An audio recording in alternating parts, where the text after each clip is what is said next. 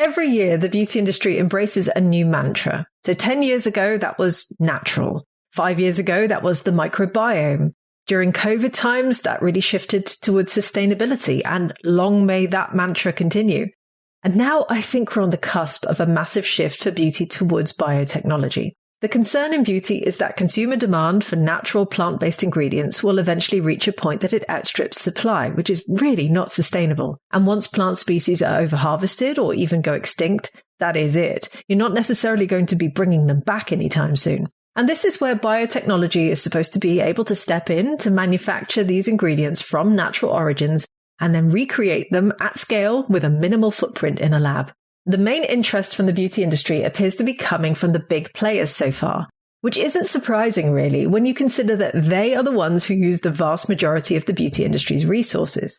They must honestly be rejoicing at the idea of being able to create their ingredients at vast scale with smaller impact, potentially reduced cost, and, so the industry claims, higher performance. We're not there fully yet. The beauty industry does still have a way to go, but there are, however, an increasing number of pioneering entrepreneurs who are making waves in the biotech sector.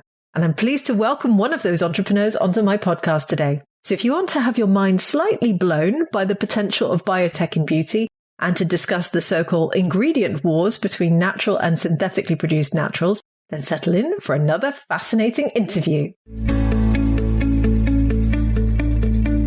Welcome to Green Beauty Conversations, the podcast that challenges you to think about how you buy, use, make, or sell your green beauty formulations. In my weekly episodes, I explore the sustainability of the beauty industry and encourage you to join me in changing the industry for the better.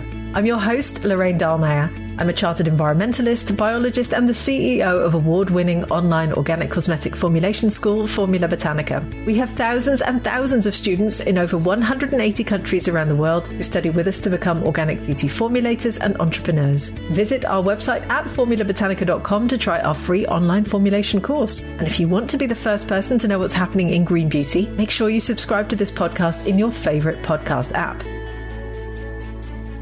So in today's episode, I'm joined by Joshua Britton, the CEO and founder of Debut Biotech, located in San Diego. Debut develops novel, high-performing bioactive ingredients using proprietary cell-free technology and advanced biomanufacturing processes that give us access to a new generation of active ingredients, some of which they claim only exist in trace amounts in nature, which they then translate on an industrial scale, while claiming to leave nature untouched and unscathed. Sounds fascinating, right? So at Debut, Joshua leads a rapidly growing team of 70 people and has raised over $70 million to date for Debut. Hi, Josh. How are you doing today? I'm good. How are you doing? I'm really good. And I'm looking forward to this chat because I think it's going to be fascinating. So let's start at the top. Could you please start by introducing Debut Biotech and explain to us what you do? Thanks. So I'm Josh Britton. I'm the CEO of Debut Biotech. And Debut Biotech is a fully vertically integrated synthetic biology company. What that means is we go all the way from the discovery of higher performing ingredients all the way through to how to use biology to make them, formulate with them, do clinical trials, and put them in the hands of consumers to make better products. Amazing. So how long have you been running Debut? Debu's been around since 2019 of May, so we'll be coming up on our 5-year anniversary pretty soon. Amazing. So now, the first time I met with you, you told me this story of how you got the company started. And I just want to get started with that because I think it'll give the listeners a great flavor of you as well, okay, and how you got going with this. Yeah. So I came back to UCI in 2017 and we were working on the company idea at UCI labs with Greg Weiss, who is my co-founder. And in the daytime, we'd have to do all the scientific experiments of how to make everything. And then at nighttime, I would jump in an Uber from about 6 p.m. until about 2 in the morning.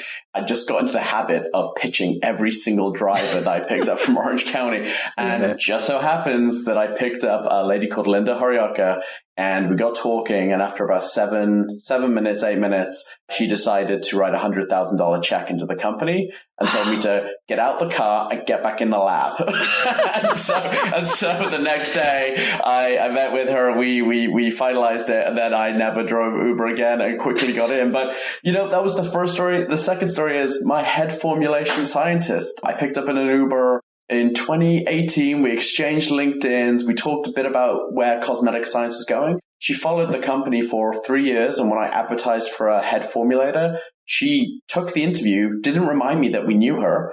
And she moved down here, and now she is like leading the section. So Uber has afforded me 2 great opportunities in my life, and it's been amazing. But now I don't drive it until fundraising becomes really hard, and then I jump back on the Uber. What a story. That is absolutely incredible. Well, first of all, congratulations. And I love how serendipitous that was. But obviously, you had all these people getting into your cab and you pitched every single one of them. So why are you so passionate about making this a reality? Yeah, I think it was because my original background was chemistry and trying to find these novel ingredients from cultivation as well.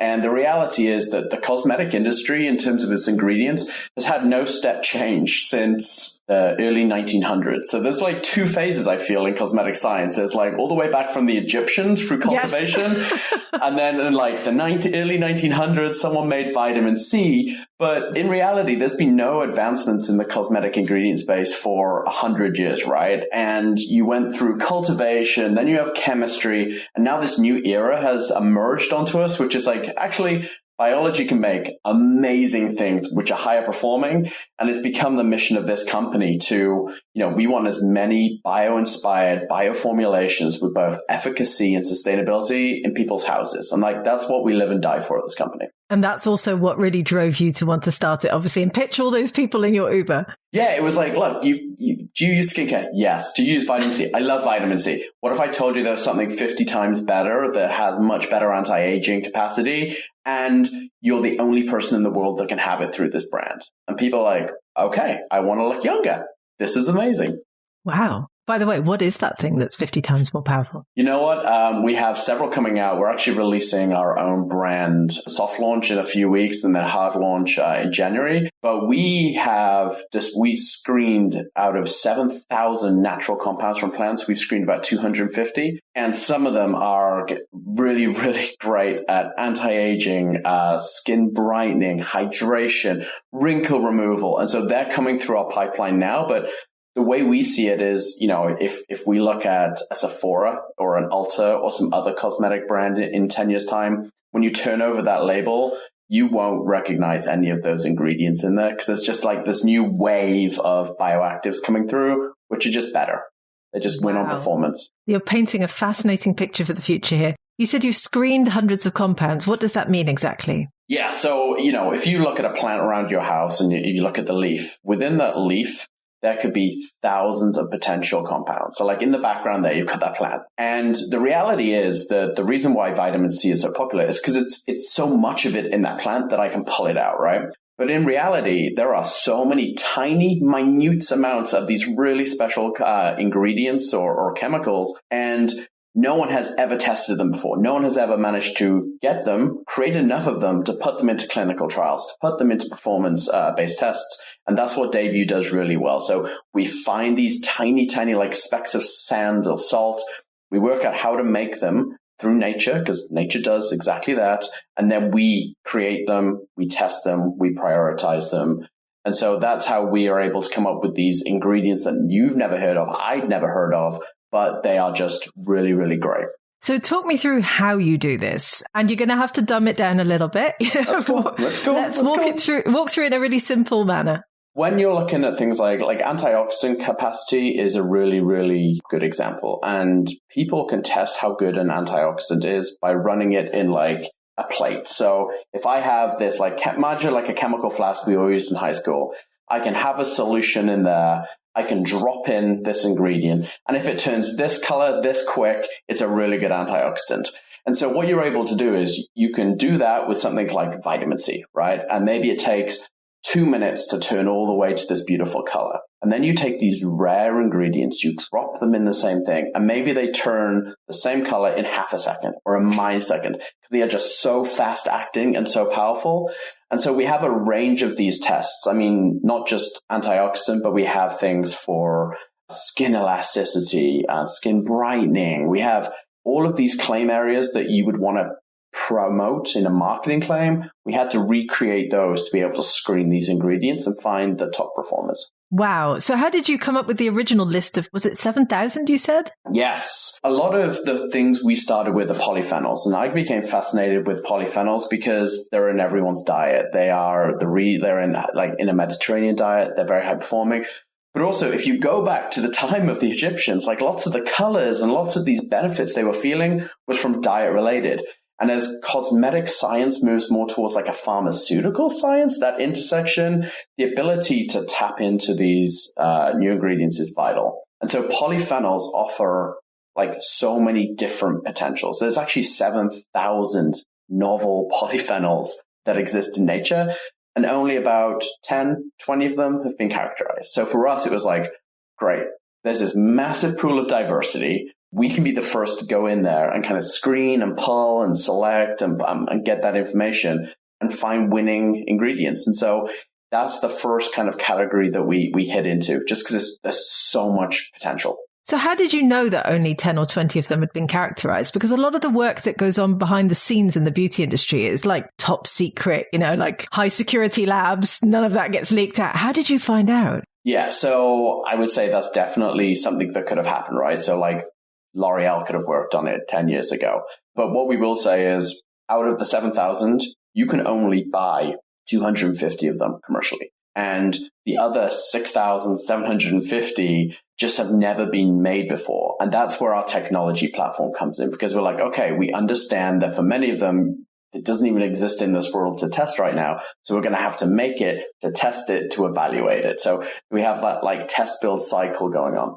Amazing. Right. So paint the picture for me and the listeners about what you're actually doing, because you said you're launching a brand. Are you also working with big players? Are you also going to sell ingredients? Like what's the big picture plan? Yeah. So Debut makes money in 3 ways in the coming years. So we have a lot of different programs with L'Oreal, and we work on the transition of their entire portfolio to 95% bio-based. And that's a really important mission. So we use biology to do that. So we sell ingredients to L'Oreal. What we also do as a company is that we have 2 different revenue lines, if you will. We release our own brands. So we find ingredients that are able to have claims which are just emerging. They're like trickles around the internet, right? So like you hear a few people talking about it, you find it, people are like, I wish there was a brand that does this and this specific thing. And so we were able to pick up on a lot of those tremors 3 years ago. And now they've become real trends. And we're about to inject a brand right at that just addresses that specific thing. And only through the finding of new ingredients can you address that claim. What we do is we try and position for that sort of an event where maybe in 3 years' time, we're going to be talking about something that turns your hair pink. And we're like, well, maybe there's a bioactive in there, a new one that does that. And so we can match like brand development and ingredient development to really penetrate that market. So that's how we make money. And then, the third way that's coming online is, since we had all these press releases from L'Oreal, we've had all of these brands inundate us with like, hey, we want to be 95% bio-based. We want better performing ingredients to keep up with the players. Can you help us? And so that's coming online early next year. But like, we feel we have the ability right now to catalyze this industrial transition away from petroleum, away from cultivation, all the way through to high-performing, safe, and like effective cosmetics. So that's the kind of way we position it. Amazing. Sorry, you can't leave me hanging here. You said you're tying in with these trends that everyone's talking about on the internet. You got a brand coming. You got to tell me what these trends are. So there's lots on terms of like, maybe like anti-redness, better hydration, physical wrinkle removal can you have a treatment that physically removes wrinkles and makes your skin firmer without having the treatment? Can you find ingredients that are that potent, that topical? So there's lots coming like that. And it gets released in about 2 weeks. So exciting. It's been a lot of work to go all the way from discovery to like a beautiful product. Amazing. So have you been doing clinical trials then as well to back up some of these claims? Every single one of our ingredients that will be released from this company have to go through clinical trials, both the ingredient versus placebo, but also the finished SKU that is released to the client or customer base. They also all go through clinicals as well. So we've definitely taken a hard stance of everything has to be clinically validated and significant. and also it has to have the highest safety and quality aspects. So those are our two like pillars of what makes a great beauty product. Amazing. Right. So just paint a picture for our listeners as well in terms of the scale of what you're working with here, because you've raised quite a bit of funding already, haven't you? Yeah. So we've raised over $70 million to date now. And it's because even though it sounds somewhat simple the way we're discussing it, the ability to mimic how a plant makes an ingredient on industrial scale requires 60, 70 scientists downstairs and manufacturers working on how do we make the enzymes? How do we improve them? How do we ferment this? How do we use enzyme catalysis? How do we formulate, test, screen, scan? So it's a whole workforce down there that's involved in this process. Wow, you must feel very proud having come from that moment in the Uber to now here with your empire unfolding before you. It's, one of my lead scientists, Nick, it was just me and him at a bench about even four years ago. And now we have, this like amazing team. And because we go all the way from discovery to product, it is very diverse, right? So we have brands working with formulation, working with discovery. It's a really unique atmosphere. Well, huge congratulations on that front, definitely. So I read a press release that I saw L'Oreal put out because their investment fund has also invested in debut, I understand. And they said in the press release that using your tech can mean that new ingredients can be delivered in as few as 6 weeks. Yeah. Based on everything you've said and all these people and all the testing required, how do you do that? Yeah. So the beautiful thing with polyphenols is that it's all controlled from a central ingredient, right? So imagine if you can get to this target and you can make this. When someone else wants a new ingredient, it's typically, let's say, 1 to 5 enzyme steps found in nature to all of these ingredients. And so it becomes this beautiful thing where people say, hey, we've gone through your clinical data and we found this polyphenol right here, and it's just amazing how quick you do it. And we say, well, we have this core piece, and now we just need to do a few quick modifications. And we've demonstrated it several times now that we can go from that core molecule to these brand new ones in like 6 weeks. And so it's about like quick validation, turning it around, because consumer trends in the cosmetic world waits for no one. No, that's very true, actually, particularly in the beauty industry. One of your other claims on your website is that you say that some of the active ingredients you make only exist in trace amounts in nature. Yes. Do you have any examples of what that means? Sure. So we're coming out with some pretty rare polyphenols in 2024 that'll be available, early 2024. And what it means is that when I look at like these trees from the Siberian rainforest, right? And we look at how and where these compounds or ingredients come from, you would have to, if you did this through cultivation, you would have to chop down entire fields of trees and extract it, purify it to even get a tiny amount of the ingredient that could maybe only make like half a tub of cosmetic, whatever that is. And so those are the ones we get most excited about because you can't cultivate them. It's never going to happen. It goes against all the sustainability standards. But biotechnology allows you to say, okay, we understand how this molecule is made by this tree. So now we're going to do it in the lab in a fermenter or some other sort of, machine. And what it comes out with is this beautiful ingredient. And some of the ones we make like tens, if not hundreds of kilograms of, and there's just not that much in the world. That's fascinating.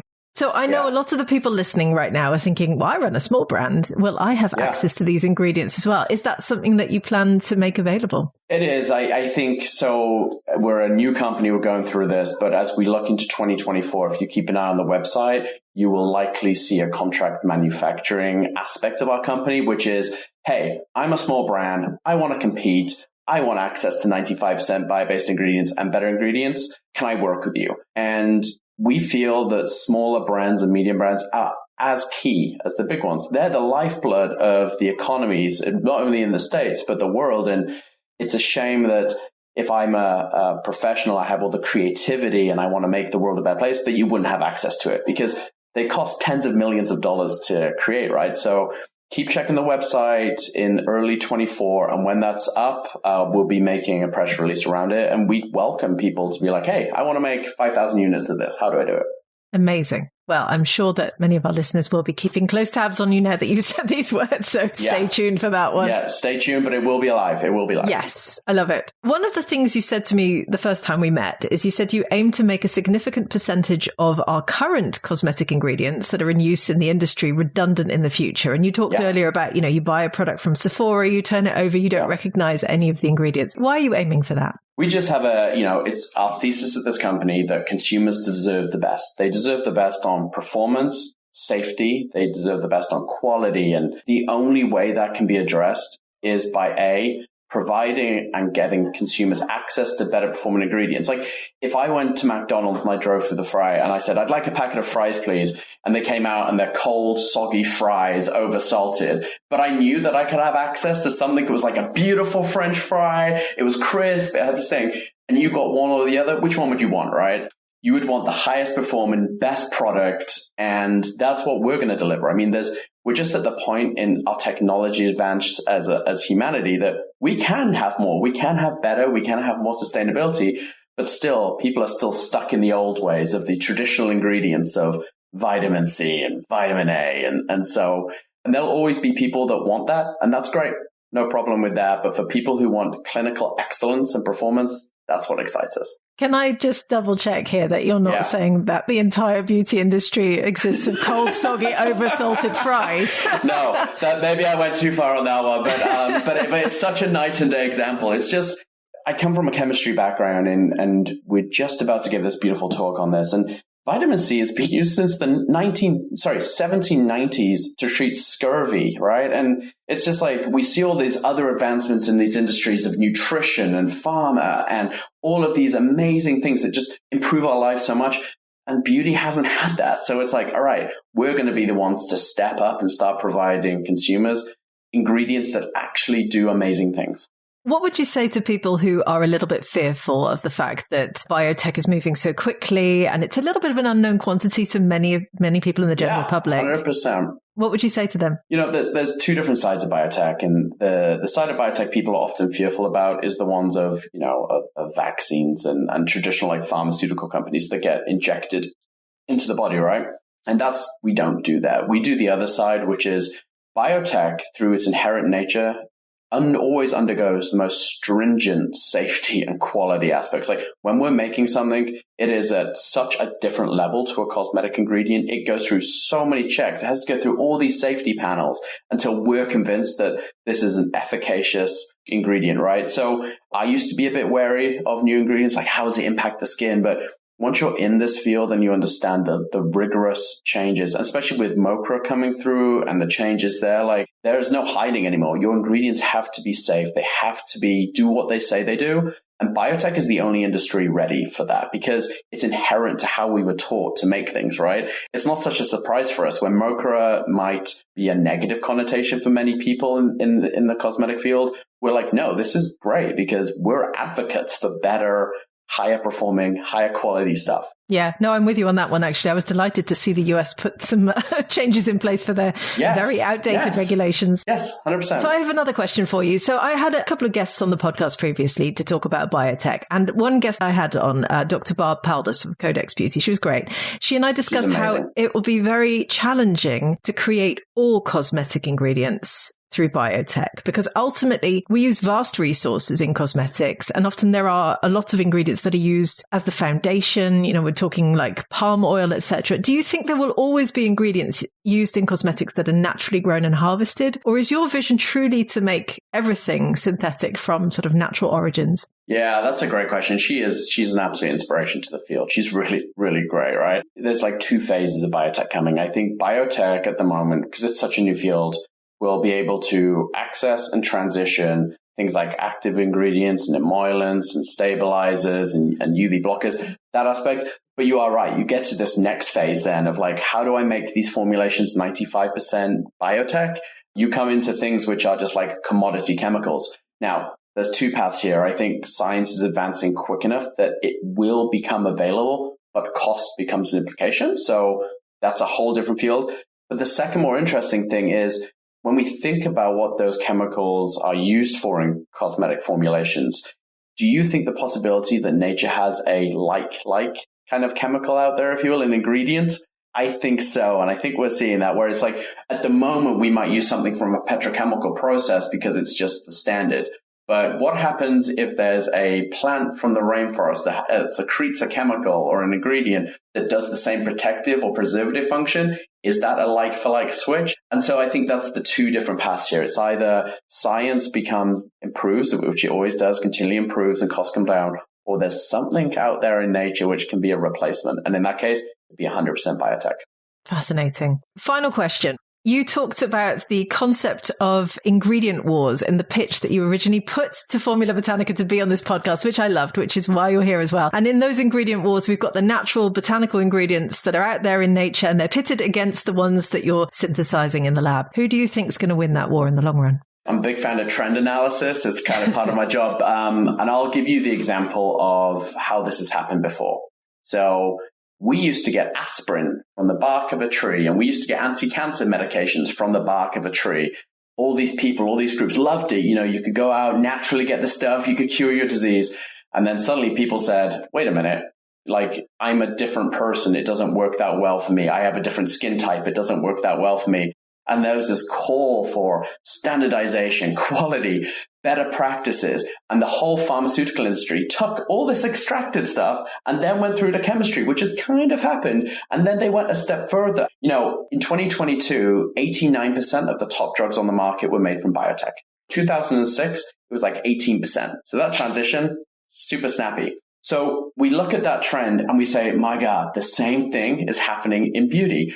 Since the Egyptians, we've been doing it through cultivation. There's some chemistry now, but now biotech is about to ramp and completely take off. So I think all of these industries in the botanical extracts, and it's the same thing. It's the same ingredient, but whereas you have it at 1% purity in your extract from a tree, I'm going to give it to you at 99% purity. And I can tell you what it is, the clinical effects, how much to put in there, and I can make sure it's safe for every single product. And that's what we call the ingredient wars. There's going to be people that love their botanicals. They love the clean beauty movements. They love all this. But really, the opposite of clean beauty isn't dirty. It's science. And science always wins. Oh, there's a whole nother podcast in there. There is. I think we've just teed one up. This is good. You just ended us on a cliffhanger. Not entirely agreeing with you on that one, but I'm going to let it go. This is going to be a good episode. Okay, this is going to be a good episode. Anyway, I have no doubt that you will be at the forefront of that tidal wave throughout biotech beauty. Josh, Thanks. It's been a delight having you on the podcast today. Where can people find out more about you and your work? Sure. So debutbiotech.com or Twitter handles. But if you type Debut Bio in, there'll be a ton of press releases and links. And please just feel free to reach out. There's a kind of an email link there, communications at Debut. If you want to know more about ingredients or working with us or just generally biotech in general, just follow us or send us an email. More than happy to help out. Amazing. We'll include all of those links with the show notes. Thank you so much for joining me today. I've really enjoyed talking to you. And you. We'll talk soon. Thank you. Bye. Bye. I would love to hear your thoughts on this episode. How do you feel about biotech? Is it just too futuristic for you? Do you maybe like the idea of it? Do you think shoppers care? Tell me what you think. Leave us a comment on our social channels, as both the Formula Botanica team and I love hearing from you. And if you want to hear more about some of the topics we covered today, please do delve back into the podcast archives. Go and listen to either episode 121, in which I spoke with Dr. Barb Paldus of Codex Beauty, who told me that everyone who doesn't buy into biotech beauty is effectively a flat earther. So go and listen to that one if you want to hear some very controversial viewpoints. Or episode 131, in which I interviewed Jake Wintermute, the developer evangelist at US-based synthetic biology research company Ginkgo Bioworks, who talked with me about the future of cosmetics potentially being so innovative through biotech that we could grow our own cosmetics and pass them on effectively like a sourdough starter. That was a mind-blowing conversation. There's a wealth of information in our old episodes, and I do encourage you to go back and listen to them. So thank you for joining Joshua and I for this latest episode of Green Beauty Conversations. I really hope you enjoyed it. If you did, please do leave us a 5-star review so that other people can enjoy these conversations too. Make sure you subscribe to the podcast on Apple Podcasts or Spotify or whatever your favorite podcast app is. And stay tuned for the next episode. Follow Formula Botanica at Formula Botanica on Facebook, Instagram, YouTube, TikTok, Twitter, Pinterest, or LinkedIn. We are everywhere. And come and give me a follow at Lorraine Dahlmeier on Instagram. Visit our website at formulabotanica.com and sign up for our free online formulation course today.